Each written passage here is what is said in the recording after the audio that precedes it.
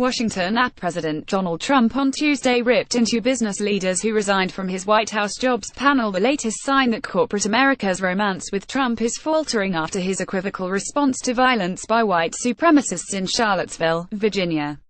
"They're not taking their job seriously as it pertains to this country," the president said at an impromptu news conference at Trump Tower in New York City. After his remarks, a fifth member of his manufacturing panel resigned: AFL-CIO President Richard Trumka, who said in a statement, "We cannot sit on a council for a president who tolerates bigotry and domestic terrorism." The president denied that his original statement about the violence in Virginia on Saturday, saying many sides were to blame, rather than hate groups, was the cause of the departures. "Some of the folks that will leave, they're leaving out of embarrassment because they make their products outside the United States," he said as he seemed to double down on his earlier comments. Trump also assailed the CEOs who left on Twitter as grandstanders and said he had plenty of executives available to take their place. The president added that he believes economic growth in the U.S. will heal its racial divide.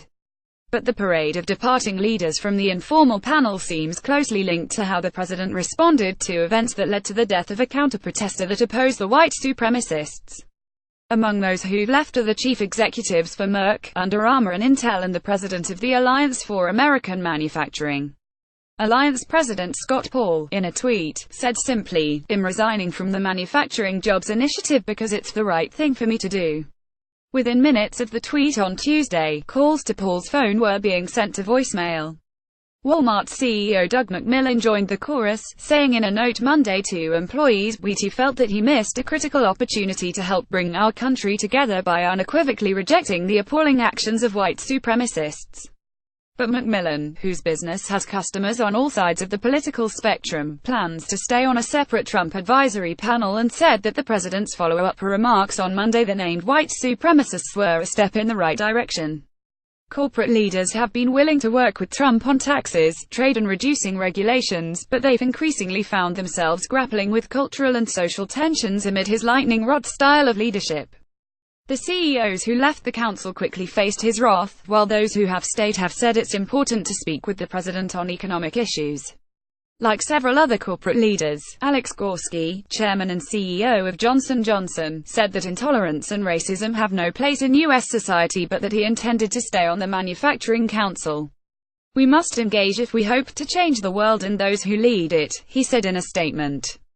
A White House official downplayed the importance of the Manufacturing Council in a separate policy and strategy forum featuring corporate leaders. The official, who insisted on anonymity to discuss private conversations, said the panels were informal rather than a set body of advisors. The departures, the official said, were unlikely to hurt the administration's plans to overhaul taxes and regulations. Many corporate leaders have faced a lose-lose scenario in which any choice involving politics can alienate customers, not to mention a U.S. president who has shown a willingness to personally negotiate government contracts. Merck CEO Kenneth Frazier, one of only 4 African Americans leading a Fortune 500 company, was the first to tender his resignation Monday. Trump criticized Frazier almost immediately Monday over drug prices, and again Tuesday for having factories overseas. Merck has 25,000 U.S. employees in all 50 states and has invested $50 billion in research and development since 2010, primarily in the United States. Then came resignations from Under Armour CEO Kevin Plank and then Intel CEO Brian Krzanich. On Under Armour's Facebook page Tuesday, customers who supported Trump threatened to boycott the athletic clothier. Austan Goolsbee, the former chief economist for President Barack Obama, said the departures suggest the president's response to the violence in Charlottesville could alienate those who work for the companies, and those who buy the products and services that they sell.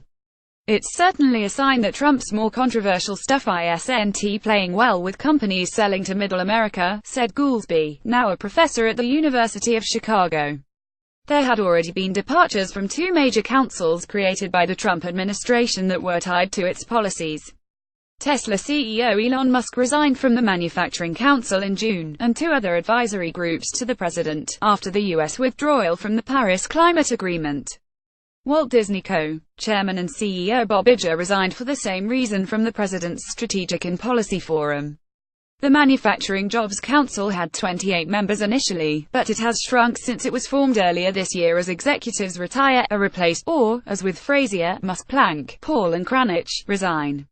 So far, the majority of CEOs and business leaders that are sitting on the two major, federal panels, are condemning racism, but say they want to keep their seats at the table. Our commitment to diversity and inclusion is unwavering, and we will remain active champions for these efforts, said a spokesman for Campbell Soup for CEO Denise Morrison. We believe it continues to be important for Campbell to have a voice and provide input on matters that will affect our industry, our company and our employees in support of growth. Boeing CEO Dennis Muilenburg also will remain. So will Michael Dell, the head of his namesake computer company. Both companies contract with the government. Lawrence Summers, once the chief economist at the World Bank and senior Treasury official, wondered when more business leaders will distance themselves from Trump.